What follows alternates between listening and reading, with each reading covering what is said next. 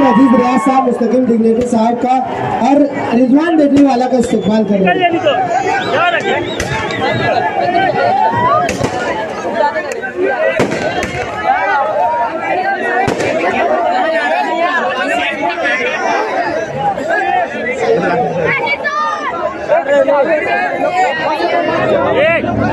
क्या हुआ?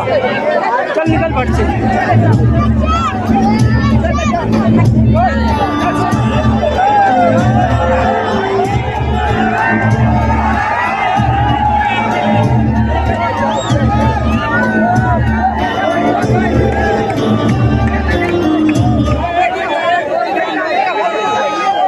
रिजवान बेटरी वाला साहब,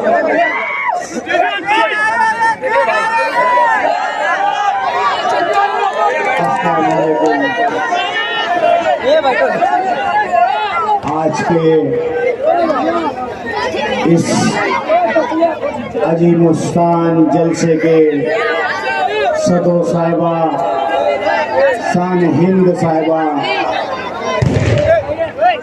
स्टेज पे मालेगांव शहर की, बल्कि मैं कहूँगा महाराष्ट्र की एक ऐसी तोप अजीम खान साहब, जो जज के भी पसीने छुड़ा देते ही है।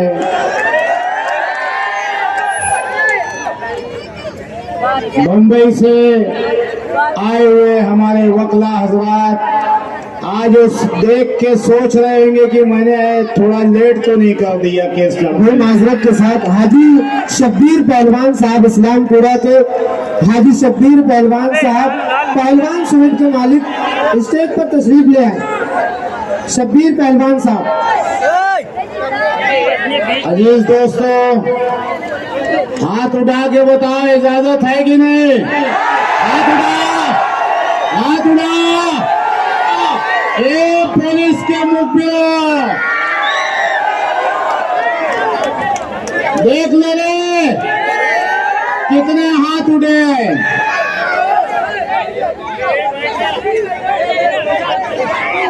अजीज दोस्तों,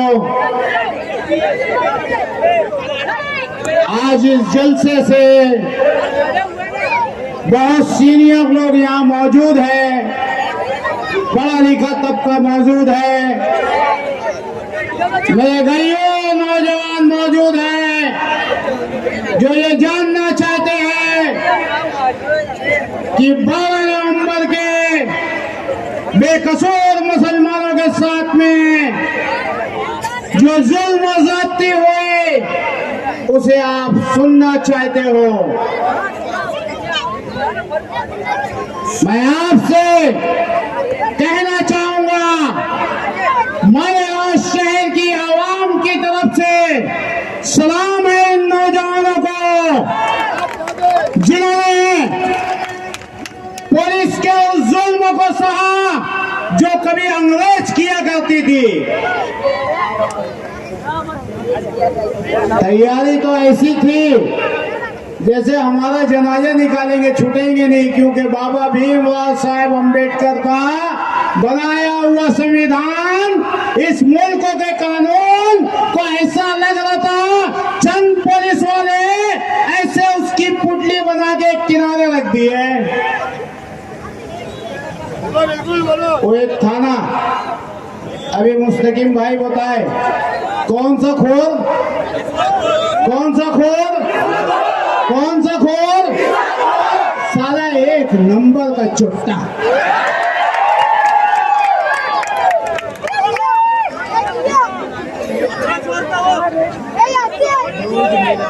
सलाम करना चाहिए मालेगांव शहर के नौजवानों को, उनके हौसलों को, उनकी हिम्मत को कि इस तरीके की तकलीफ दी गई नबी के नाम पे, आप सल्लल्लाहु अलैहि वसल्लम के नाम पे ऐसी ऐसी इंजाले नौजवानों को तकलीफ दी गई कि आप देख लेते तो रूह कांप जाती। हर किसी से एक ही सवाल, बताओ ये था कि नहीं, ये था कि नहीं। खास तौर से इन नौजवानों को टॉर्चर करके कहा कहा जाता था कि बोल तुम्हें रिजवान बैटरी वाला बुलाया, बोले कि नहीं भाई, हाथ उड़ा के बोलो। ये कौन सा तरीका है? ये कौन सा तरीका है? शहर इससे पहले कभी ऐसा दिन नहीं देखा, कभी ऐसा दिन नहीं देखा। इतनी दहशत, इतनी फिरका परस्ती उस समय मालेगांव शहर की, अगर जो मैं कहूं कि मालेगांव शहर की एक तने तनहा शेरनी शान हिंद मैदान में आई।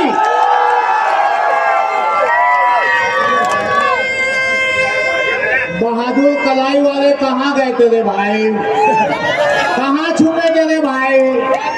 फिर बैटरी वाला पूछता है जुल्फों के नीचे बैठे थे क्या? अरे तुम तमाम मर्दों लीडों के ऊपर एक मजनून लड़की भारी पड़ गई।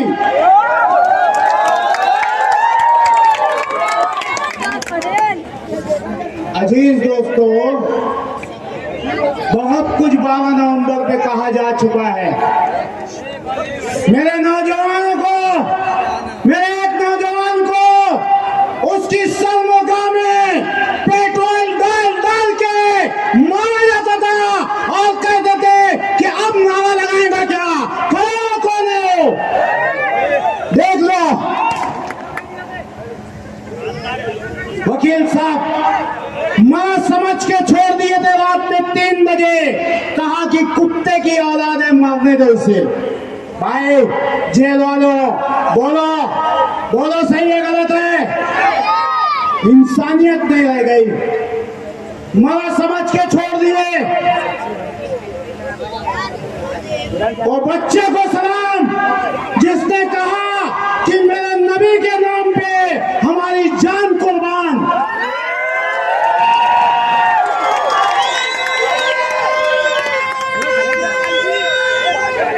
और मेरे छोटे भैया, छोटे भैया, आप पूरे गांव से मशवरा किए थे कौन सी पार्टी में जाऊं, कौन सी पार्टी में जाऊं, कौन सी पार्टी में जाऊं।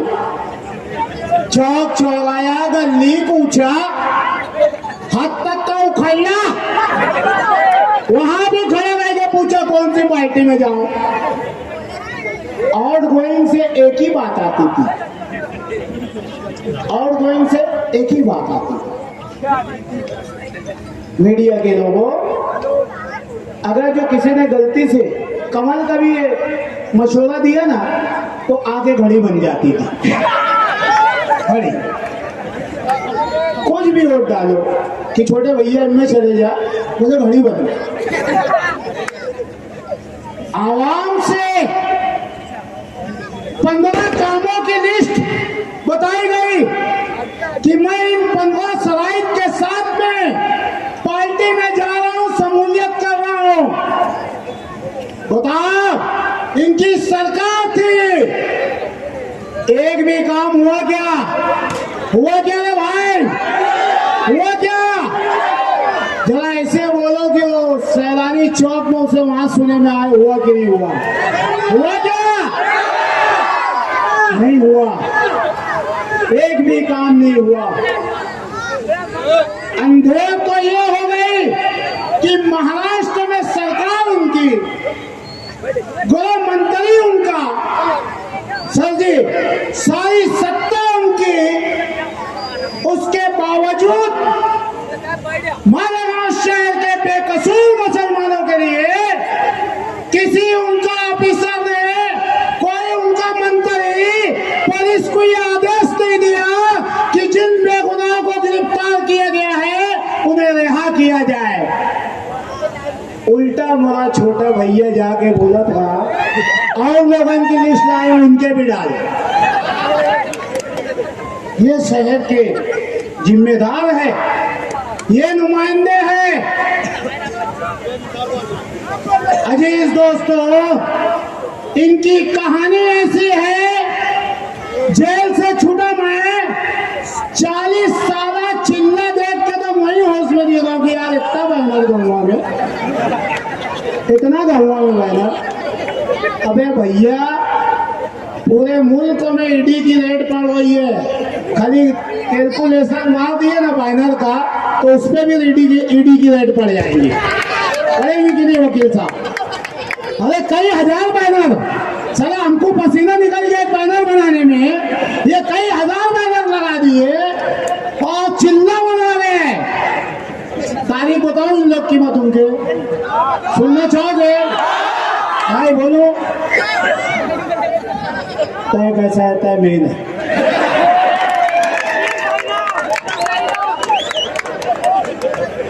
बाप है मेरे, बेटा मेर, एक भाई स्टैंडिंग कमेटी, एक भाई गठ नेता, माँ मेर। अबे भैया ऐसा लग रहा है हिंदुस्तान की पूरी हुकूमत तुम लोग के घर में आ गई है, लेकिन मालेगांव शहर की एक सड़क एक गटर नहीं बना पाए, ये इनकी औकात है।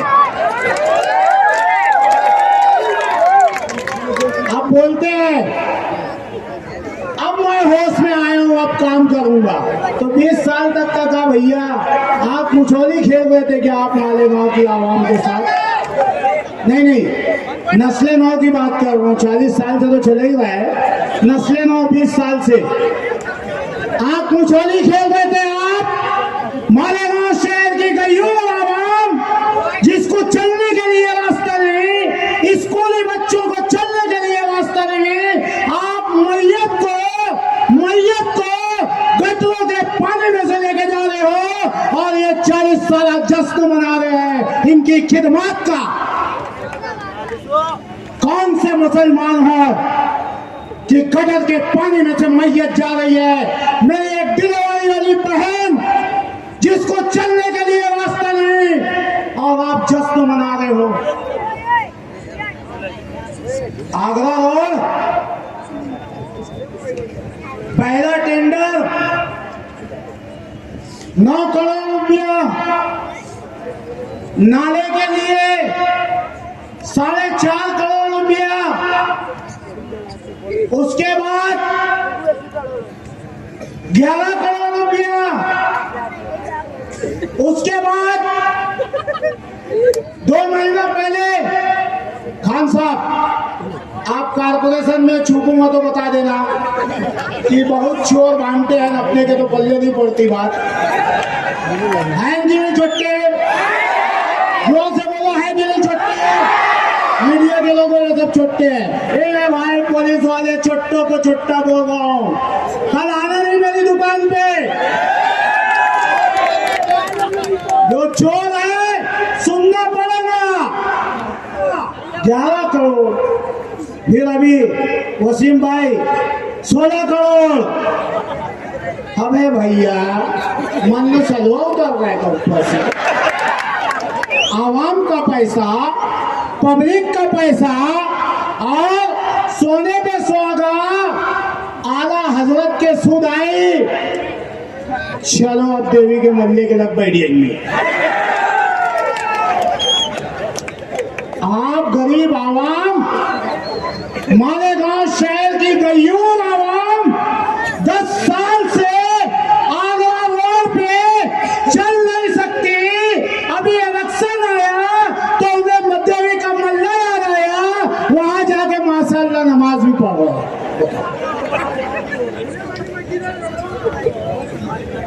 अजीज दोस्तों, आंदोलन इसलिए हुआ कि काम क्वालिटी में हुए। आंदोलन खत्म हुआ, 16 करोड़ का 20 करोड़ हो गया, हुआ कि नहीं?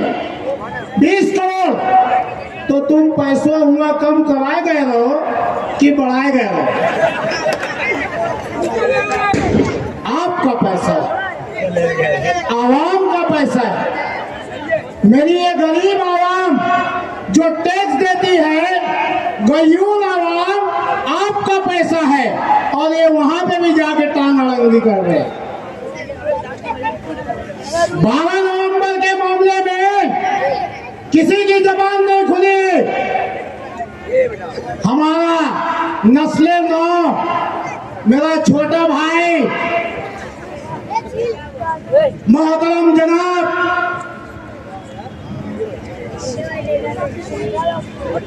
क्या नाम है भाई वो और अपने मिनिस्टर साहब जो अंदर गए, याद आ गया, नवाब मलिक साहब जो पकड़े गए। मेरा छोटा भैया 2 दफे आंदोलन कर दिया रोड पे, नवाब मलिक साहब, क्योंकि आका लोग शाबाशी देंगे, अरे वो अपने आदमी के लिए आंदोलन किया कि नहीं भाई?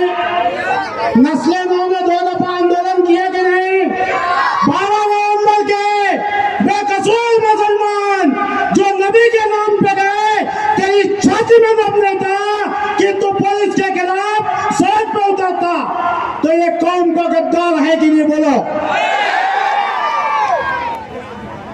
हाथ उठा के। ऐसे बड़े लोगों की ताकत है, मीडिया देखो भाई, ये कौम का गद्दार है कि नहीं? ये कौम का गद्दार है कि नहीं? कौम का गद्दार है कि नहीं? अरे हम इस धरती पे पैदा हुए हैं, हिंदुस्तान की सरजमीन हमारी जान है, हमारी शान है, हमारी आन है।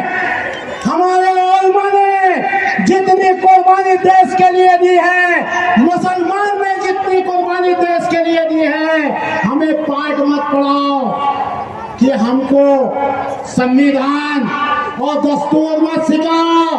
हम असली देशभक्त हैं।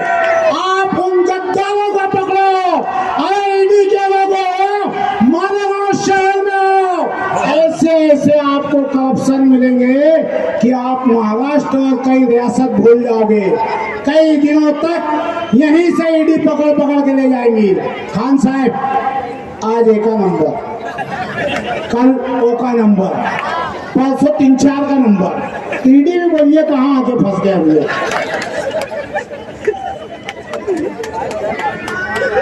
आप बताओ, मैं छोटा आदमी, आप लोगों के लिए मैं गंदे पानी में बैठता हूँ, गटों पे लौटता हूँ, सड़कों पे लौटता हूँ कि मेरी आवाम को जाने को रास्ता दीजिए। आप जाके फौरन के लग आंदोलन करते हो। मशरकी इकबाल और जो 10 लाख रुपए का काम अभी 6 महीना पहले हुआ, रोड गायब हो गई, चलने को रास्ता नहीं, सुलेमानी रोड में चलने को रास्ता नहीं। यहाँ कब आंदोलन करोगे हसरत? अब एमएलए को आंदोलन करना पड़ रहा है। ये मेरा चेहरा भाई, जिसके बारे में कहा जा रहा है कि कुछ लोग तो अपनी पेशाब बचाने के लिए गिरफ्तार हो गए। तुमको कैसे मालूम? तुमको कैसे मालूम कि अपनी पेशाब बचाने के लिए गिरफ्तार हुआ? इसका मतलब कि तुम पुलिस के मुखबिर हो, अंदर से रिपोर्ट मिल गई थी होगी तुम्हें। ये नौजवान बेहोश होके जब जेल में आया और मुझे बताया कि रिजवान भाई मैं भागा नहीं, लोगों को समझा रहा था कि सब अपने लोग हैं, जमा हो जाओ, चलो जमा हो जाओ। लेकिन कुछ लोग जो नहीं मान रहे थे, उनके पीछे वक्त तो चला गया और मैं परेशान हो गया। आखिरी में फैसला लिया कि हमें अंदर आना चाहिए। हम पूरी जेल में उनका स्वागत किया। अर्जुन किए कि नहीं? हम अल्लाह से दुआ किए कि हम दोनों में से कोई एक तो छूटना चाहिए पहले, जो आवाम को छुड़ाने में मदद करे। और मुस्तकीम छूटा, हम सब उसके लिए खुश थे कि मुस्तकीम भाई छूटा, मतलब हम सब छूट गए। उस दिन से मुस्तकीम डिग्निटी पागलों की तरह, शानहीन पागलों की तरह जा के लोगों से मिलजुल के हम लोगों को छुड़ाने के लिए हर मुमकिन कोशिश की। और आप कहते हो अपनी बात, अपनी इज्जत बचाने के लिए। अजीज दोस्तों, आप सोचिए दिल पे हाथ रख के, मालेगांव शहर में हो क्या रहा है। 50 साल में एक सड़क नहीं बनी। आज कुसुम्बा रोड शहीद अब्दुल हमीद रोड एक मासूम बच्चा गाड़ी के नीचे आके भेजा बाहर हो गया। गैर कानूनी तरीके से बड़ी गाड़ियों की एंट्री दी जा रही है। पुलिस पैसा खा के उन गाड़ियों को एंट्री दे रही है, जिसकी वजह से हमारे मासूम बच्चों की जान जा रही है। माननीय कमिश्नर साहब, पुलिस महकमा साहब, कल से अगर जो शहीद अब्दुल हमीद रोड पे बड़ी गाड़ियों की आवक जावक बंद नहीं हुई तो खान साहब आप खड़े होइए, अकेले मैं नहीं जाऊंगा।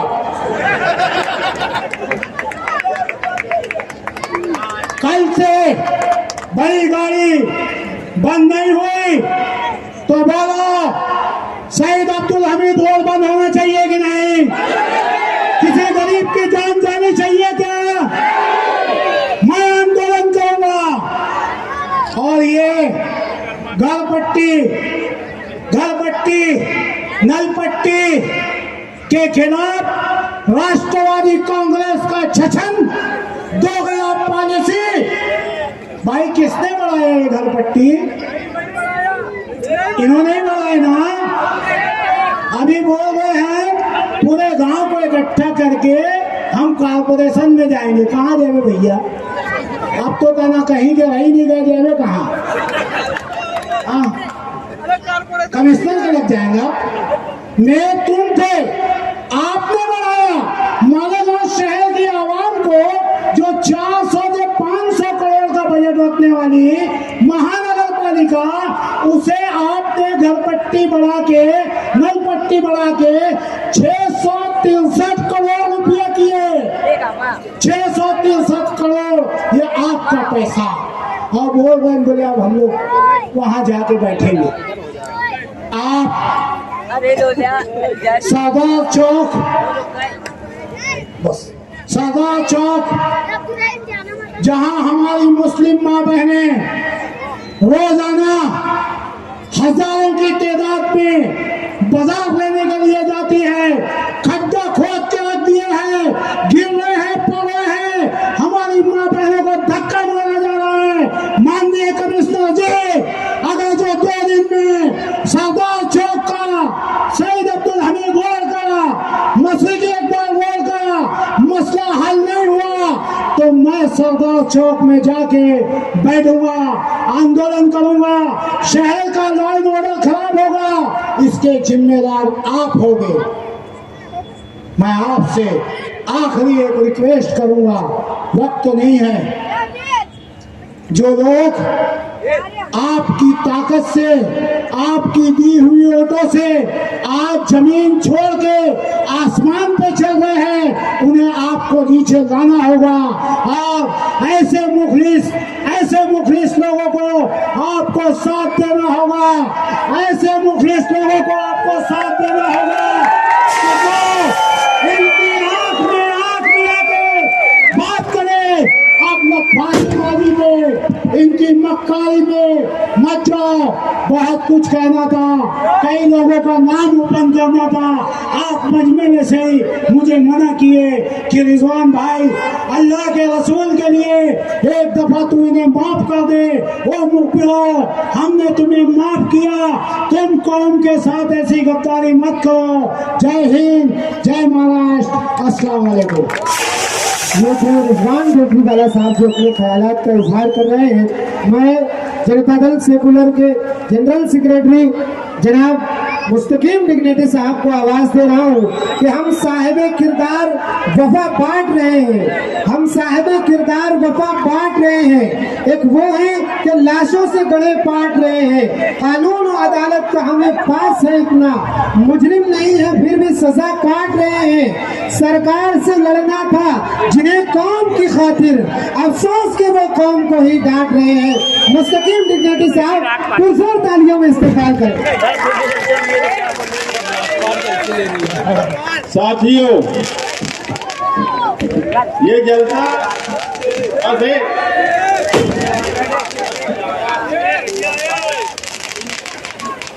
जब आना तो जब जाना चाहिए, बहुत बड़े हुए ये जलसा और मैं जो बोलने जा रहा हूँ ये सवाल संजीदगी से सुनने का है, और मैं बराए मेहरबानी कहता हूँ कि ये पटाखे और आतिशबाजी बंद कर दें, इससे डिस्टर्ब होता है। और बात जो बोलना है उसमें जिला मुझे की तकलीफ हो रही है, मैं बार बार कह रहा हूँ ये बंद कर दो ये पटाखेबाजी, क्योंकि सवाल जो है शहर के दबदबे का है। सवाल इस शहर ने क्या खोया और क्या पाया इसका है, कोई जश्न मनाने का सवाल नहीं है। आज दिन भर शहर में एक जश्न का माहौल रहा, मगर यकीन मानो गौर से सुनने और समझने की बात है। ये हमारे मुस्तकबिल का सवाल है। 12 नवंबर का वाकया कोई छोटा वाकया नहीं था। 12 नवंबर को जो प्रोग्राम किया गया, उस प्रोग्राम में शहर की तमाम ही मजहबी, दीनी, सियासी तंजीमों ने हिस्सा लिया।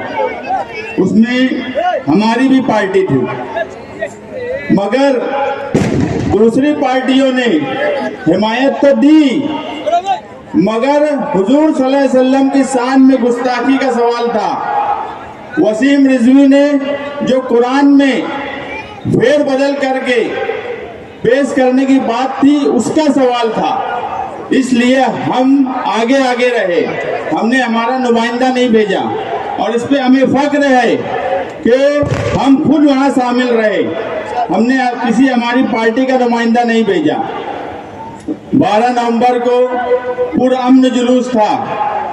ऑर्गेनाइजर लोगों ने मुझे बताया कि पुलिस वालों से बातचीत हो चुकी है। पुलिस वालों ने कहा है कि सिटी पुलिस स्टेशन में आप 25-30 लोग आइए, और आपका जो मेमोरेंडम है वो वहीं पर तहसीलदार या प्रांत ऑफिसर को दीजिए। हम हुसैन सेठ के कंपाउंड से 25-30 लोग निकले मेमोरेंडम देने के लिए, शहीदों की यादगार तक गए। वहां पे लोगों का कुछ हुजूम आ गया। सभी ऑर्गेनाइजर और जो भी लोग वहां थे उन्हें समझा बुझा के ये कहा गया कि मेमोरेंडम दे के प्रोग्राम खत्म होगा। और मेमोरेंडम देने के बाद हम वापस हुसैन सेठ कंपाउंड में आए और अपने अपने घर को चले गए, जब तक कुछ भी नहीं हुआ था। उसके बाद जो मामूली तशद्दुद हुआ, उसका हवा ऐसा बना दिया गया इस शहर में और महाराष्ट्र भर में कि फसाद हो गया। मैं मानता हूं 12 नवंबर को मालेगांव में फसाद हुआ ही नहीं था। मालेगांव में सिर्फ मामूली तशद्दुद हुआ था। इससे ज्यादा तशद्दुद नांदेड़ और अमरावती में हुआ था, मगर नांदेड़ में 25 लोगों के ऊपर ही FIR हुई, और वो 25 लोग भी 25 दिन में छूट गए। अमरावती में 18 लोगों पर FIR हुई, वो 12-15 दिन में छूट गए। मालेगांव ही वाहिद शहर था जिसमें 100 से ज्यादा लोगों के नाम लिखे गए, 60 लोग गिरफ्तार हुए। इतना जुल्म मालेगांव शहर में माजी में कभी नहीं हुआ। जो ये कहते हैं कि मालेगांव में सिर्फ 60 लोग हुए, नांदेड़ और अमरावती में तो उससे भी कम हुए। मालेगांव में 100 से ज्यादा लोगों पर FIR क्यों हुई? वो जो भी हुआ उसके बाद गैर जिम्मेदाराना बयान जिस तरह लीडरों का आया, जिस दिन FIR हुई, मुझे अखबारी नुमाइंदों की तरफ से फोन आया कि प्रेस कॉन्फ्रेंस लेके पुलिस वालों ने कहा है कि ये लोगों पे FIR हुई। मैंने FIR की कॉपी मंगवाई, उसमें 307 और बाकी सब कलमें लगी हुई थी। मैं अजीम खान साहब को उसी वक्त व्हाट्सएप पे वो FIR की कॉपी भेजा, और मैं बोला खान साहब 307 लगा दिए। तो खान साहब बोले मैं देख के बोलता हूँ। खान साहब ने जब FIR देख के मुझे दोबारा फोन किया तो उन्होंने कहा 307 की कोई बात नहीं है, उन्होंने 120B लगाया है, प्लानिंग। अब ये क्यों हुआ? मैं 12 नवंबर के सवाल पे जो भी बोल रहा हूँ, इसके आगे जब 12 नवंबर का सवाल खत्म होगा तो मैं सियासी बात बोलूंगा, मगर 12 नवंबर के ताल्लुक से मैं कोई भी सियासी बात नहीं कर रहा हूं, ना ही इसमें मुझे सियासत की कोई दिलचस्पी है। 12 नवंबर के सवाल पे 12 नवंबर का सवाल शहर को बचाने के लिए है, 12 नवंबर का सवाल मुस्तकबिल तय करने के लिए है। इसलिए और मुस्तकबिल में ऐसा वाकया ना हो, गैर जिम्मेदाराना बयान जब देने की बात आई तो जिस दिन हुआ उसी दिन रात में लीडरों की तरफ से गैर जिम्मेदाराना बयान आया। किसी ने कहा कि बाहर से लोग आए थे, किसी ने कहा कि पत्थर लाए गए थे। मेरा मकसद तनकीद करना नहीं है, मगर हालात पर बात करना समझना चाहिए, किस वक्त क्या बोलना है। अगर शहर और कौम मिल्लत किसी जुमले से फंसती है, अगर तुमको नहीं समझ में आता कानूनी तौर पे क्या बोलना है, तो खामोश रह जाते तो ये शहर बच जाता। जब लीडर ये बोल रहे हैं कि प्लानिंग है, तो पुलिस डिपार्टमेंट प्लानिंग क्यों नहीं शामिल करेगा? जब लीडरों ने खुद इस शहर में कह दिया कि यार प्लानिंग हुई है, उनके जुमले ऐसे थे जिसका मतलब ये था कि प्लानिंग हुई है। यकीन मानो 12 नवंबर का वाकया कोई प्लानिंग नहीं था, ना ऑर्गेनाइजर की तरफ से, ना उनके हिमायत करने वालों की तरफ से। वो सिर्फ और सिर्फ हुजूर सल्लल्लाहु अलैहि वसल्लम की शान में गुस्ताखी का सवाल था, इसलिए हम वहां पर थे। मगर इस तरह का बयान मुस्तकबिल में लीडरों ने नहीं देना चाहिए। हम खुद भी बयान दे सकते थे, हमने कोई बयान नहीं दिया, क्योंकि हम उस लीडर के वर्कर हैं निहाल साहब के, जिन्होंने हमें जमहूरी तौर पे लड़ना भी सिखाया और कानूनी तौर पे बातचीत करना भी सिखाया। अगर तुम्हें कानूनी तौर पे बातचीत नहीं करनी आती है तो ऐसे वक्त में खामोश रह जाते, लेकिन हम पर 120 भी प्लानिंग अगर नहीं लगती, हम इतने दिनों तक जेल में नहीं रहे होते। उसके बाद जब मैं सरेंडर हुआ 14 दिसंबर को, और बकिया जो पहले से लोग गिरफ्तार थे, 18 दिसंबर को जब उनकी बेल रखने की बात आई, तो शेख रशीद साहब फोन करके एक वकील को बोलते हैं कि मुस्तकीम डिग्नेटी, रहमान साहब, रिजवान बैटरी वाला, इनकी बेल नहीं होना चाहिए। अरे आप इस मामले में इस तरह की सियासत, उस 12 नवंबर के मामले में आप यकीन मानो हमने कभी सियासत की नहीं। उसमें हर मसलक के लोग शामिल थे, हर सियासी पार्टी के छोटे बड़े लोग शामिल थे, हर बिरादरी के लोग शामिल थे। आप ऐसे वक्त में सिर्फ सियासी दुश्मनी के लिए इस तरह की बात करेंगे? आप ये भी नहीं सोचते कि वो किस सवाल पे जमा हुए थे। वो हुजूर सल्लल्लाहु अलैहि वसल्लम की शान में गुस्ताखी के सवाल पे जमा हुए थे। आपको इसका लिहाज रखना चाहिए था। अगर हम कोई सियासी तौर पे जमा होते और आप हमसे सियासी दुश्मनी निकालते तो हम समझ सकते थे हम किस लिए वहां जमा हुए थे और आप किस लिए इस तरह की बात वकीलों को बोले। बस इत्तेफाक ऐसा था कि उस वकील का लाउड स्पीकर चालू था, तो कुछ वकीलों ने ही वो बात सुन ली। मगर इस तरह का घटिया सियासत इस शहर में इससे पहले कभी नहीं हुआ। निहाल साहब अगर कोई आंदोलन करते थे और उसमें अगर कोई दूसरी पार्टियों के भी लोग रहे और दूसरी पार्टी के लोगों पे सख्त दफात का सवाल आया, तो उन्होंने हमेशा एक ही बात की कि ये आंदोलन हमारा था, इसलिए सब हमारे हैं। और वो आंदोलन तो हमारे आका के सवाल पर था। आप उस बात को कैसे भूल गए कि इस तरह की बात आपने कही? मगर उसके बाद भी मैं आगे यही कहूंगा कि जब शहर का सवाल आए, कौम मिल्लत का सवाल आए, तो मालेगांव शहर के तमाम लीडरों को एक साथ होना चाहिए और शहर और कौम मिल्लत को बचाने के लिए एक साथ खड़ा होना चाहिए। आपको सियासत करने के लिए बहुत मौके मिलेंगे। इस शहर में मसाइल का ऐसा ढेर लगा हुआ है, मसाइल का आपने खुद इतना ढेर लगाया है कि आप खुद उस पर जिंदाबाद मुर्दाबाद कर सकते हैं। मगर जब सवाल मिल्लत का हो, शहर का हो, तो इस तरह की सियासत नहीं होना चाहिए। यही मेरी तमाम ही मालेगांव के लीडरान से गुजारिश है छोटे बड़े सभी लीडरान से कि मुस्तकबिल में अगर कोई ऐसा वाक़या आए तो आप लोग संजीदगी से सोचिए और कानूनी तौर पर अगर आपको नहीं समझ में आता है तो आप खामोश रह जाइए, ताकि इस तरह की प्लानिंग और इस तरह की बातें ना पैदा हो। आज का जलसा हमने शान हिंद की सदारत में जानबूझ के रखा।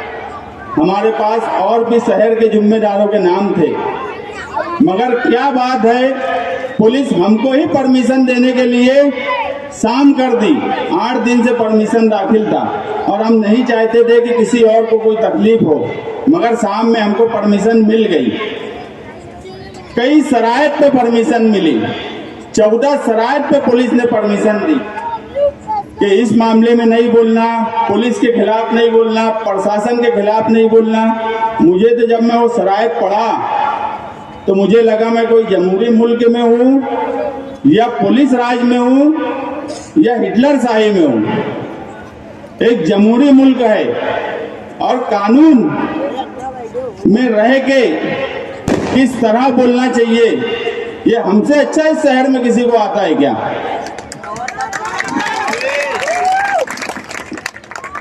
अगर जमहूरियत है तो पुलिस का जुल्म है, पुलिस ने तकलीफ दी है तो उसके खिलाफ भी बोलेंगे। अभी तेज बहादुर सिंह नए डीवाईएसपी आए हैं, उनके बारे में सुना गया है कि बड़े सख्त हैं, कानून के हिसाब से सख्त कार्रवाई करते हैं। हम उनका वेलकम करते हैं और यही चाहेंगे कि कोई सियासी जमात हो, कोई भी आदमी हो, अगर वो गैर कानूनी काम कर रहा है तो आप सख्त से सख्त कार्रवाई करिए। अगर आपके जैसा पुलिस ऑफिसर है तो हम आपके साथ में खड़े हैं, मगर अगर गुसर के जैसा पुलिस ऑफिसर है तो उसको छटनी का दूध याद दिलाना भी इस शहर वालों को आता है। तुम चोरी भी करेंगे, पुलिस वाले अगर चोरी भी करेंगे और साहूकारी भी करेंगे तो ये शहर में ना इससे पहले चला है ना इसके बाद चलेगा। जब तक हम सियासत में जिंदा है ये कभी चल नहीं सकता। बाकी लोगों के बारे में मुझे बोलना नहीं है। अब अभी तक जो बात बोला उसका कोई, अगर मैं किसी लीडर पे तनकीद भी किया तो सिर्फ इसलिए किया कि वो बात को समझे और मुस्तकबिल में ऐसा ना हो। मगर अब मैं सियासी बात करूंगा। कारपोरेशन तुमने सालों से राज किया। मैं हमेशा बोलता हूँ कि ये वो शहर था 99 के बाद और 99 से पहले इसका मुकाबला नासिक और औरंगाबाद से किया जाता था। उस वक्त भी मैं ये बात मानता हूँ कि वो नासिक और औरंगाबाद के बराबर नहीं रहा होगा, मगर आज ये शहर क्या है? आज नदी के उस पार हम उस पार से बिछड़ गए। आज रोड और गटर पर आप लोग काम की बात करते हो। निहाल साहब थे उस वक्त रोड और गटर की बात नहीं होती थी। अगर निहाल साहब ने माइनॉरिटी की कॉलेज लाई तो इस 22-23 साल में किस लीडर ने एक कॉलेज ला के बताई? वो भी ऐसी माइनॉरिटी की कॉलेज जो महाराष्ट्र में 2 है, एक साबू सिद्दीक बम्बई और एक मालेगांव, जहां पूरे महाराष्ट्र के अकलियत के लोग आकर अपना तालीम हासिल करते हैं। और आपने इस शहर को क्या दिया? सिर्फ बदनवानी और करप्शन। अगर मैं बोला भी था कि 40वां बनाना है, 40 साल जश्न, तो नदी के उस पार बनाइए। जिस शहर को तुमने खंडर कर दिया उस शहर में जश्न मनाया जा रहा है। और मेरी बात कभी शेख रशीद साहब ने बराबर बात बोली, जो बात 1999 में बोली जाती थी कि फिरका परस्तों से कांटेक्ट करके 99 का और 2004 का इलेक्शन जीता गया। जब 40 साल जश्न हो रहा था तो शेख रशीद साहब ने एक जगह जलसे में बोला कि मुझे तो आरएसएस वालों ने भी वोटिंग की है।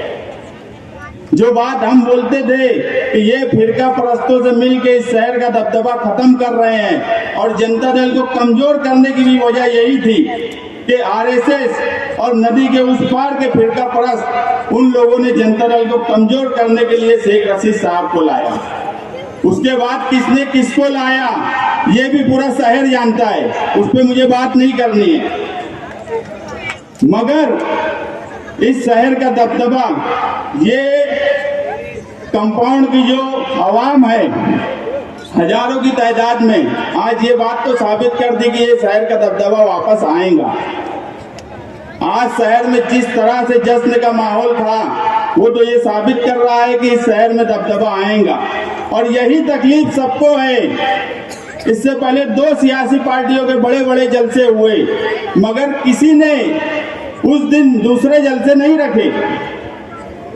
ना 14 अक्टूबर को जलसा रखा गया, ना 21 अक्टूबर को जलसा रखा गया, मगर 28 तारीख का जलसा तुम्हारा फेल करने के लिए राष्ट्रवादी कांग्रेस पार्टी ने जलसा रखा।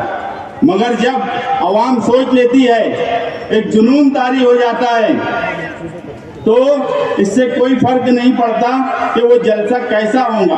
और मैं तो उनका शुक्रिया अदा करता हूं कि उन्होंने जलसा रखा तो हमारे वर्करों में उतना ही जोश आया। और मैं पहले भी बोलता था कि जनता दल के वर्कर अगर जोश में आ जाए तो उनके लिए कोई जरूरत नहीं है कि किसने क्या किया क्या नहीं किया। और ये जनता दल के वर्करों का जोश था कि लोगों के महीना भर के जलसों के ऐलान थे, हमारे सिर्फ 4-5 दिन हुआ था जलसे का ऐलान। और ग्राउंड की पोजीशन आपके सामने है। डायनामाइट करने के लिए जलसा भी रखा गया, मगर ये जनता दल के वर्करों का जोश था कि जलसा मालेगांव की तारीख का सबसे कामयाब जलसा साबित हुआ। हर पार्टी छोटी बड़ी वो सिर्फ जनता दल को कमजोर करना चाहती है। उसकी वजह सिर्फ एक ही है कि शहर का दबदबा। अगर कोई ये बोलता होगा कि मैं सरेंडर मेरी पार्टी को बचाने के लिए हुआ, तो बिल्कुल गलत बात है। मैं शहर को बचाने के लिए जेल गया था। मुझे पार्टी 2 नंबर पे है। जब शहर का सवाल और कौम मिल्लत का सवाल आ जाए तो उस वक्त पहला शहर होता है, उसके बाद पार्टी होती है। और इसी उसूल पे हम चलते हैं, इसी उसूल पे हम आगे भी इंशाअल्लाह चलेंगे। मगर इन चैंपियन चोरों को एक बात का एहसास नहीं हुआ कि इस पूरे शहर को लूटने के बाद आज अगर वो ये बोलते हैं कि हमने ये कर दिया, हमने वो कर दिया, तो पूरा शहर इसकी गवाही देता है। मुझे अब उस बारे में कुछ बोलना नहीं है। और अगर तुम ईमानदार हो, सियासी पार्टियों के लीडर, अगर तुम रोड और गटर का भी काम कर रहे हो, 2 लाख का करो, 2 करोड़ का करो। हमने जिस तरह बोर्ड लगाया एस्टीमेट का, आप में क्यों हिम्मत नहीं है आज तक एक बोर्ड नहीं लगाया? सिर्फ बदउनवानी बोलने से खत्म नहीं होती। अगर आप बदउनवान नहीं हो तो आप अगर स्थिति में जा रहे हो और शहरियान भी स्थिति में जा रहे हैं, तो आप पहला सवाल उनसे यही पूछो कि तखमीने का बोर्ड क्यों नहीं लगाया गया। ये सिर्फ और सिर्फ करप्शन की वजह से नहीं लगाते। 1-1 करोड़ की रोड 20-25 लाख में बनाई जा रही है। और अगर ये ईमानदार है तो बोर्ड लगाएं। आज शहर में सबसे ज्यादा अगर परेशानी है तो प्राइवेट बिजली कंपनी से है। सब लोग अपने अपने तौर पे कोशिश कर रहे हैं। हमको भी क्या करना है, हम भी कोशिश करते हैं और काम भी करवाते हैं। हमने एक जगह बोला था कि 8 दिन में मीटर नहीं लगा तो आखिरी डाल के मीटर चोरी से चालू करेंगे। खुद चल के जाके उन्होंने मीटर लगाया। मैं बिजली कंपनी के मामले में जो भी सियासी पार्टी के लीडर काम कर रहे हैं, बिजली कंपनी से पूरा बुनकर सबका परेशान है, पूरा शहर परेशान है। आज बुनकरों के ताल्लुक से कोई बोलने वाला नहीं है। बुनकरों को क्या तकलीफ है ये कोई समझने वाला नहीं है। अगर आप कलकत्ता की कंपनी को कलकत्ता वापस भेजना चाहते हो तो मालेगांव शहर के लोगों, सियासी पार्टी के लोगों, उनके लीडरों, आप सिर्फ एक ही काम करो। कोई धरना आंदोलन नहीं करने की जरूरत, कोई दूसरा काम करने की नहीं जरूरत। मालेगांव शहर के जो लेबर उसमें काम कर रहे हैं उनको बोल दो कि कलकत्ता प्राइवेट कंपनी काम छोड़ दे। और किस सियासी पार्टी के लोग वो काम कर रहे हैं ये मुझे बताने की जरूरत नहीं है।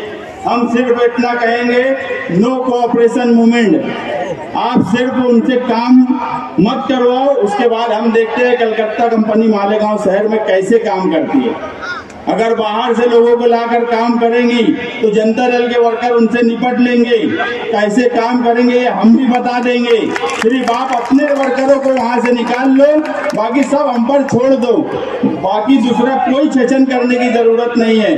जब उनके पास आदमी नहीं होंगे काम करने वाले, वो 8 दिन में कंपनी मालेगांव छोड़ के कलकत्ता भाग जाएंगे, इसकी गारंटी मैं लेता।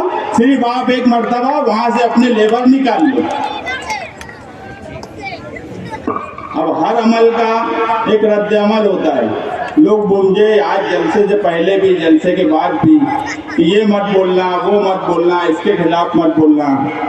मगर सवाल ये है कि अगर अमल ना हो तो उसका रद्द अमल भी नहीं होगा।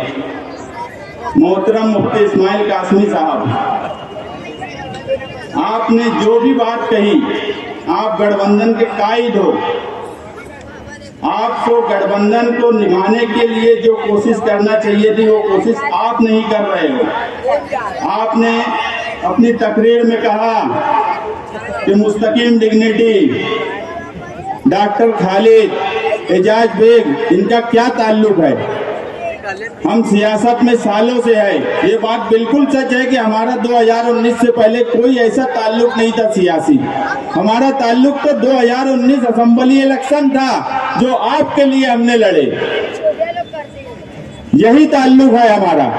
इसके अलावा सियासी हमारा कोई ताल्लुक नहीं है। ये आपके सामने सोचने का सवाल है कि जिस वक्त लोग आपके पास असेंबली में थे, जितने बड़े चेहरे थे, वो आज आपके आसपास क्यों नहीं है, ये आपको सोचने का सवाल है। शहरियान भी देख रहे हैं कि असेंबली में किन लोगों ने मेहनत की। आज आसपास कौन एक शख्स मुझे बता दो जो असेंबली में पूरी ताकत से उनके साथ खड़ा रहा और आज भी वो शख्स उनके साथ खड़ा है। बस हमें यही तकलीफ है। 1-1.5 साल से बोला जाता है कि जनता दल के लोगों ने ये बोला, उनके लोगों ने ये बोला। अब आप पार्टी व्हाट्सएप से चला रहे हैं तो इसमें हमारा क्या कसूर है। हमारे पास तो पार्टी है, झंडा है, डंडा है, सब कुछ है। व्हाट्सएप की बात, व्हाट्सएप पे हमेशा आपके लोगों की तरफ से अमल हुआ है तो उसका रद्द अमल हुआ है। बुलंद इकबाल के खिलाफ आपके लोगों ने लिखा, वो बुलंद इकबाल जिसका इंतकाल 16 सितंबर 2019 को हुआ, इंतकाल से 8 दिन पहले मुफ्ती साहब आपका मुझे फोन आया कि मुस्तकीम अब मजलिस से इलेक्शन की तैयारी चल रही है। मैं और बुलंद बोले मुफ्ती साहब आप किसी भी पार्टी से इलेक्शन लड़िए, हम आपके साथ हैं। उन्होंने कहा कि यार एक अपील लिख दो ताकि मैं घर घर घूमूं। तो मैं बोला मैं हॉस्पिटल में हूँ बुलंद को लेकर और मुझे नहीं लगता कि मैं लिख पाऊंगा। बुलंद बिस्तर पे लेटा हुआ था, वो मेरी बात सुन रहा था। मैं बोल के फोन रख दिया। बुलंद ने मुझे बोला कि अपील मैं लिख के देता हूँ। मैं बोला बुलंद नहीं लिख पाएंगे, तुम जाने दो। तो बोले नहीं, मुफ्ती साहब का फोन आया था क्या? मैं बोला हाँ मुफ्ती साहब का आया था। तो बोले मैं लिखता हूँ।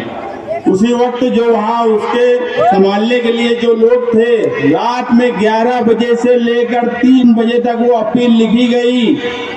असेंबली के इलेक्शन के आखिरी दिन तक वो अपील मालेगांव शहर में बटी। उसने किस तरह अपील लिखी ये मैं जानता हूँ, और आपके लोग उसके बारे में बोलते हैं। उसके बाद भी आपके जिम्मेदार रोकते नहीं। तो उस लड़के ने कितनी तकलीफ में लिखी थी। उसने ये मुझे बोला कि मुस्तकीम अपना क्या है अभी क्या नहीं मुझे नहीं लगता समझ में आता। अमेरिका इलाज के लिए जाना पड़ेगा कि कहीं जाना पड़ेगा। मुफ्ती साहब का इलेक्शन लड़ेंगे कैसे अगर तू भी मेरे ही साथ रहा तो। इतनी फिक्र जो इंसान करता था उसके खिलाफ आपके लोगों ने लिखा। हम भी स्क्रीनशॉट निकाल के रखे हैं और आज आप बोलते हो कि खिलाफ में बोला जा रहा है। हमेशा आपकी तरफ से अमल हुआ है, उसी का रद्द अमल हुआ है।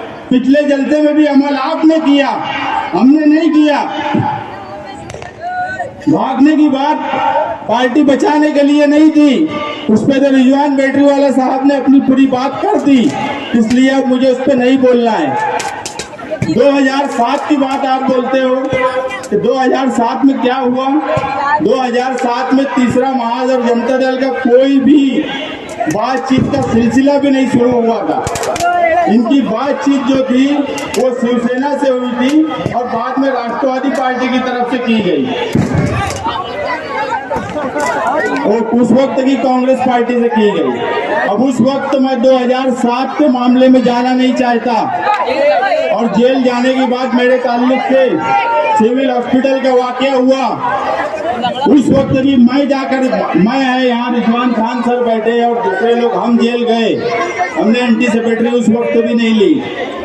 असेंबली इलेक्शन में वाहिद मैं ऐसा इंसान हूँ जिसके ऊपर 4 केस बने थे, बाकी मुफ्ती साहब के ऊपर भी 4 केस उस वक्त नहीं बने थे। वो जुनून से हम जनता दल के वर्करों ने आपका सुन रहा था, एक जुनून था हमको और उस जुनून का सिला इस तरह दिया जा रहा है, हमारे खिलाफ बार बार बोला जाता है और ये कहा जाता है कि हम ना बोले। ये कब तक ऐसा रहेगा? जेल के ताल्लुक से तो हमारा माजी है। निहाल साहब कभी जेल जाने से नहीं डरे, हम उनके ही वर्कर हैं, जेल जाने से कभी डरते नहीं। जब भी शहर बचाने का सवाल आएगा सबसे पहले जेल मैं जाऊंगा। आज भी लोग बोलते हैं कि मुस्तकीम अभी जेल चला जाएगा, अभी उसको डाल देंगे, कुछ नहीं तो तड़ी पार कर देंगे ताकि वो कोई काम ना कर सके, उसकी आवाज बंद हो जाए। मगर बस मैं इतना ही कहूंगा कि ना मेरी आवाज जेल जाने से बंद हो सकती है, ना आप लोगों के तड़ी पार करने से बंद हो सकती है। मेरी आवाज बंद करना है तो सब लोग मिलके मुझे मौत के घाट उतार दो, मार दो मुझे, जब भी मेरी आवाज बंद होगी। नहीं तो इस शहर के दबदबे और इस शहर के मुस्तकबिल के लिए ना कल आवाज बंद हुई थी, ना आज आवाज बंद होगी, ना मुस्तकबिल में कभी आवाज।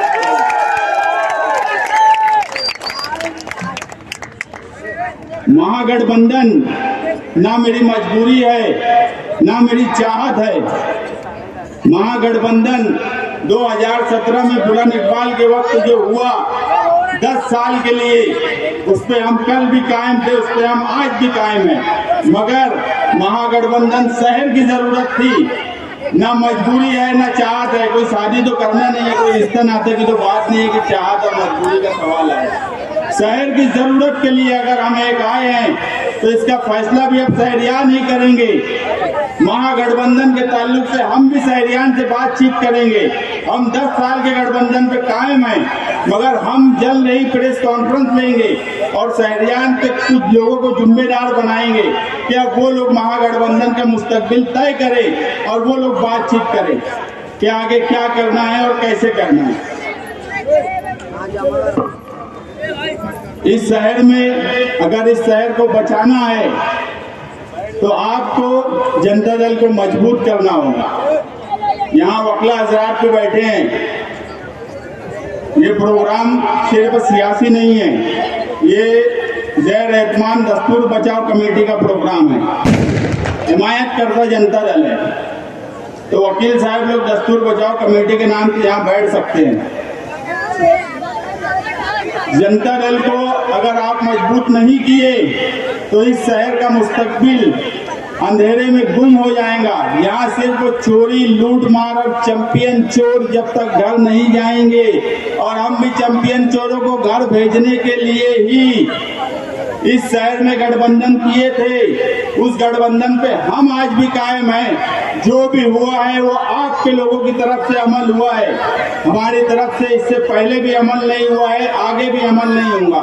मगर इस शहर की जरूरत गठबंधन है। अगर वो जरूरत कायम है तो हम भी शहरियान के साथ बैठकर उस गठबंधन की बात करेंगे और प्रेस कॉन्फ्रेंस लेके एक कमेटी बनाएंगे और वो कमेटी बातचीत करेंगी, हमारे लोगों से भी बात करेंगी, आपके लोगों से भी बात करेंगी। और अगर उसमें आपको, क्योंकि आप कायद हो गठबंधन के, आपको किसी को लेना है तो उनसे भी बातचीत करेंगी, मगर फैसला आप जरूरत के हिसाब से होगा, चाहत और मजबूरी के हिसाब से नहीं होगा। इतना ही बोल के मैं अपनी बात खत्म करता हूँ।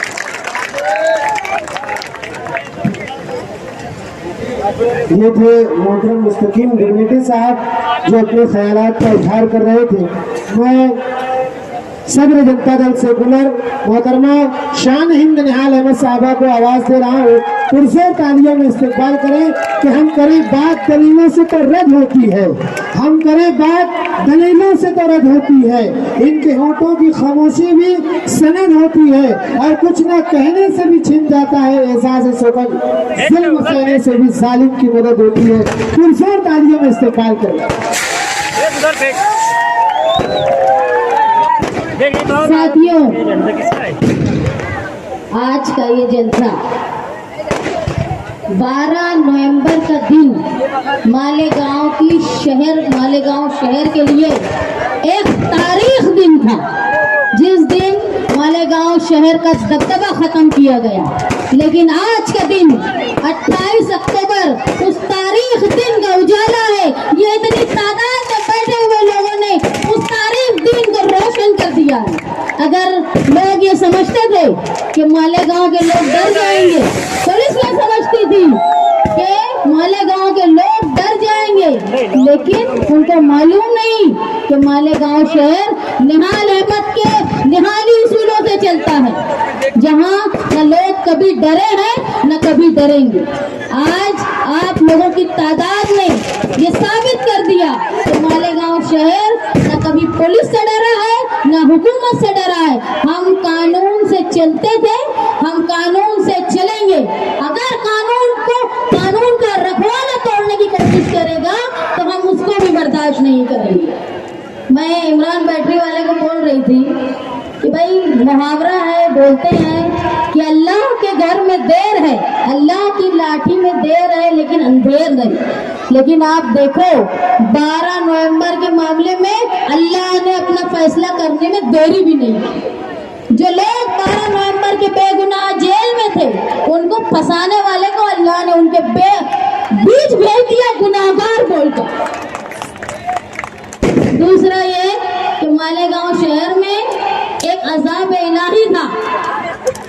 अजाब इलाही राष्ट्रवादी में जाना, मैंने उस वक्त भी कहा था कि ये अजाब इलाही जो हुकूमत महाराष्ट्र में राज कर रही थी, उसमें हमारे शहर के लीडर कांग्रेस छोड़ के राष्ट्रवादी में गए और ये बोल के कि मैं मेरे शहर के विकास के लिए जा रहा हूं, लेकिन वो हमारे शहर के लिए अजाब था, क्योंकि उस अमल के बाद से हुकूमत उनकी, मिनिस्टर उनका और बेगुनाह मुसलमान मालेगांव में फंस रहे हैं और बचाने वाला कोई नहीं।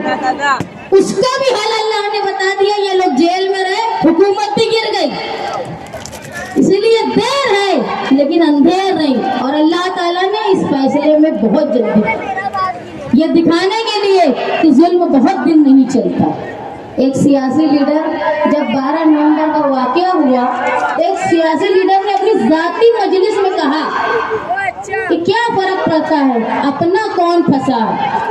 एक बात समझ लो, जब शहर की बात आती है ना, तो कोई तेरा और मेरा नहीं होता।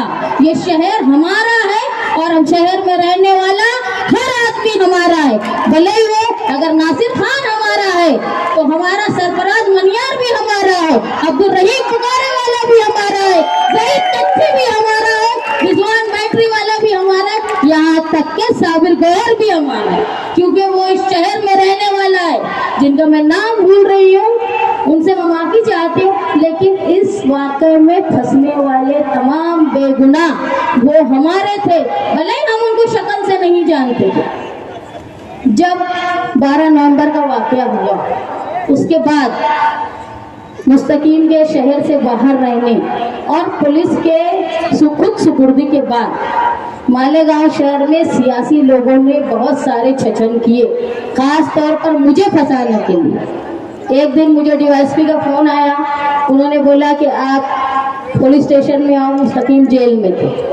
मुझे पता भी नहीं था कि उन्होंने क्यों बुलाया। मुझे बुलाया गया, मंसूर भाई जो मरहूम हो गए हैं उनको बुलाया गया, रिजवान सर को बुलाया गया और हमसे पूछने लगे फला तारीख को तुम लोग कहाँ थे, तुमने क्या किया। हमको पता भी नहीं था कि उस तारीख को हमने क्या किया, लेकिन बाद में हमको समझा कि एक सियासी बड़े लीडर जो कारपोरेशन के ओहदे पे थे, उन्होंने मेरे खिलाफ पुलिस को एफिडेविट करवाया एक आदमी से, और ये कहा गया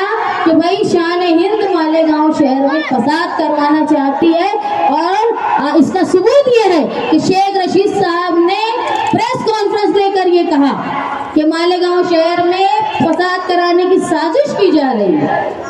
और पुलिस को मैंने ये खबर दे दी है, पुलिस अपनी कार्रवाई कर रही है।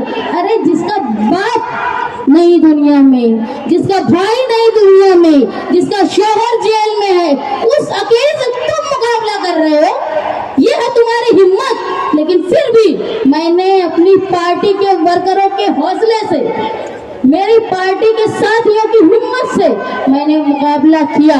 और एक दिन कोर्ट में मुझे पहले कांग्रेस और अब राष्ट्रवादी के एक वर्कर मुझे मिले, तो मैंने गुस्से में उनसे कहा कि सारे सियासी लोग मालेगांव में जनखा है, जनखा, सिर्फ मैं एक मर्द हूँ जो मुकाबला कर रही हूँ। मैंने गुस्से में उनको कहा था, हिम्मत है तो मुझसे आके बात करो, तुम पुलिस के पास मुझे खत देते हो।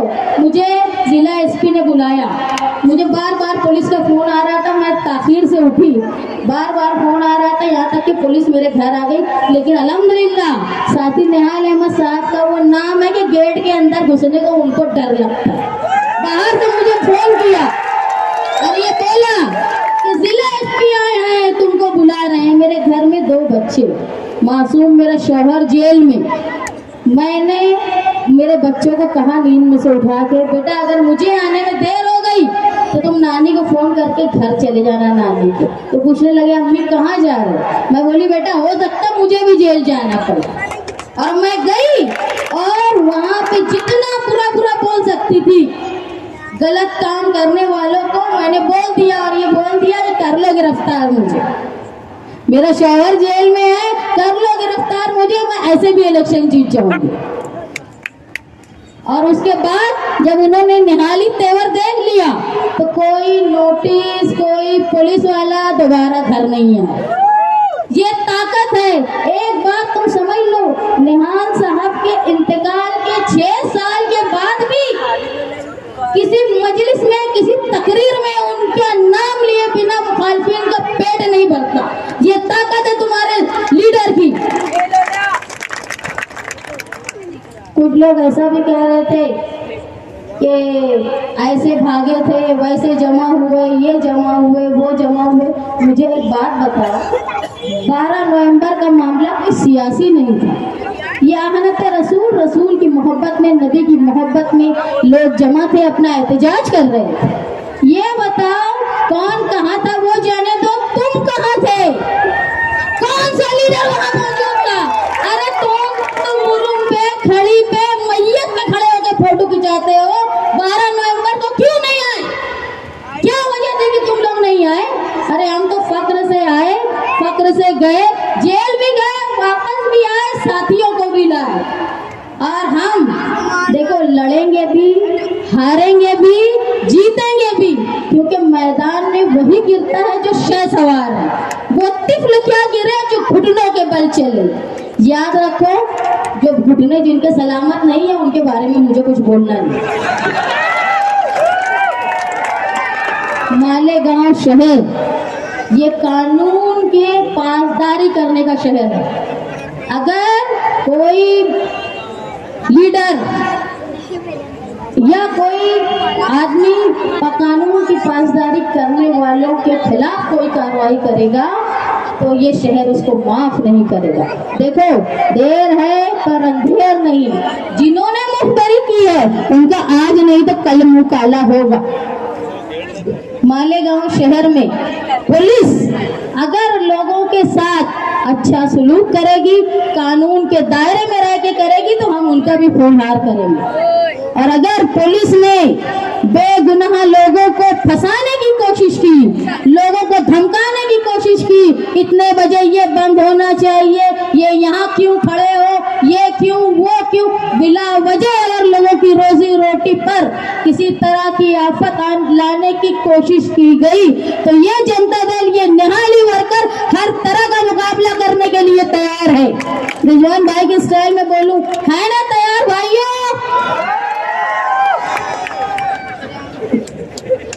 साथियों, मालेगांव शहर हिंदुस्तान को तहरीक का रास्ता बताता है। मालेगांव शहर को देख के हिंदुस्तान में लोग ये तय करते हैं कि अब हुकूमत ने अगर कोई गलत फैसला किया है तो उसके खिलाफ कैसे आवाज उठाए। और इस शहर पर अगर इतनी बड़ी आफत आ गई कि एक मामूली से तशद्दुद के लिए 60 लोग 11 महीने जेल में रहे, अरे तो हमारे लिए दुख की बात है। हमारी लीडरशिप के लिए तो ये इतना बड़ा दुख है कि इस्तीफा दे देना चाहिए लीडरों ने कि यार मेरे शहर के लोग बेगुनाह गिरफ्तार थे। अगर लोग आज भी यही बोलते हैं, पहले भी यही बोलते थे। अब्दुल रहीम भाई पुकारे वाले यहाँ मौजूद है, उनके घर जब मैं गई उनकी वालदा बहुत सीरियस थी, ये जेल में थे। मैं जब गई मैंने हालत देखी तो मेरे दिल से सिर्फ एक ही दुआ थी, अल्लाह ताला इनके इंतकाल से पहले अब्दुल रहीम भाई को निकाल दे, क्योंकि उनकी माँ कुछ जानती नहीं थी, कुछ समझ नहीं रही थी, बिल्कुल होश खो चुकी थी। लेकिन जब मैं दरवाजे पे आई तो उन्होंने बड़ी उम्मीद होकर दरवाजे पे देखा कि शायद मेरा बेटा आ गया, और जब उनको नहीं दिखा उन्होंने मुंह फेर लिया। मैं जो भी बोलती रही वो सुनती रही, लेकिन उन्होंने कोई तासुर बयान नहीं किया। उसके बाद उनको वकीलों ने गलत इंफॉर्मेशन दी थी। मैंने कहा अजीम खान साहब के पास जाओ, मैं भी उनके साथ गई और हमने वहाँ पे जाके पैरवी खान साहब ने उनकी की और अल्हम्दुलिल्लाह वो रिहा हुए और अपनी अम्मी के साथ कुछ दिन रहे। उसके बाद उनका इंतकाल हुआ। अल्लाह का शुक्र है कि आखिरी वक्त उन्होंने अपनी माँ को देखा, वरना हम बहुत दुखी होते। और इस तरह के हालात कई लोगों के साथ हुए जो जेल में थे, यहाँ बड़े खराब हालात हुए। लेकिन मुस्तकबिल में ऐसा कोई वक्त ना आए कि तुम्हारे शहर के नौजवान बाइज्जत लोग, बेगुनाह लोग जेल में रहे। इस चीज के लिए तुमको आज अहद करना है कि मालेगांव शहर का अगर दबदबा वापस चाहिए तो तुमको निहाल अहमद की सोच को जिंदा रखना है और वो ताकत पहुंचाना है और हमारे हाथ मजबूत करना है। आप हमारे हाथ मजबूत कीजिए, हमारे साथ ताकत बन के रहिए। इंशाअल्लाह मुस्तकबिल में चाहे पावर वाले हो, कारपोरेशन वाले हो, पुलिस वाले हो, कोई बिना वजह आपको परेशान नहीं कर पाएगा। आप लोग जनता दल का साथ दें। और मैं तो बहुत खुशनसीब हूँ कि 12 नवंबर में जो लोग जेल में थे, कोर्ट में उनकी तारीख होती थी। यकीन जानिए चंद लोग, मैं ये बोलती हूँ नदीम भाई और पापा भाई के अलावा बाकी सबके घर के मर्द जो है वो कोर्ट में आने को डरते थे कि अगर मेरा भाई है, मेरा बेटा है, मैं जेल में, मैं अगर उससे कोर्ट में गया तो मुझे भी गिरफ्तार कर लेंगे, क्योंकि नासिर खान साहब को कोर्ट में से उठाया गया। लेकिन मेरे साथ मेरी पार्टी का वर्कर था जो सैकड़ों की तादाद में आता था। मुझे नहीं जरूरत थी कि मेरा भाई मेरे साथ नहीं है, मेरा बाप मेरे साथ नहीं है, मेरा शौहर मेरी जेल में। लेकिन जनता दल के शहर के लोगों ने ये साबित किया कि जो मोहब्बत साथी निहाल अहमद साहब से आपने निभाई, उनके इंतकाल के बाद, बुलंद के इंतकाल के बाद आपने उससे हमको आज भी सरफराज किया है। मैं आपकी बहुत शुक्रगुजार हूँ। ये वर्कर खून के रिश्ते से ज्यादा अहमियत रखते हैं, हर दुख में हर सुख में हमारे साथ होते हैं। मैं बहुत शुक्रगुजार हूँ शहर की आवाम से। मुझे एक मैसेज आया, किसी मस्जिद के इमाम थे, उन्होंने मुझे मैसेज में दिया जब मुस्तकीम जेल में थे कि तुम फिक्र मत करो बेटी, जेल जाना कोई बुराई की बात नहीं है, बेगुनाह तो हजरत यूसुफ भी गए थे। ये हौसला दिया मालेगांव शहर के लोगों ने जिनको मैं जानती भी नहीं थी। लेकिन ये सारी सोच व फिक्र ये साथी निहाल अहमद की दी हुई है। अगर हम उसको कायम रखेंगे तो इंशाअल्लाह मालेगांव शहर अपना वकार, अपना दबदबा वैसा ही रखेगा जैसा माजी में हुआ करता था। एक शेर के साथ मैं मेरी तकरीर खत्म करती हूँ कि तूफान का एक हम ही करेंगे मुकाबला, तूफान का एक हम ही करेंगे मुकाबला, कश्ती से बुज़दिलों को उतर जाने दीजिए।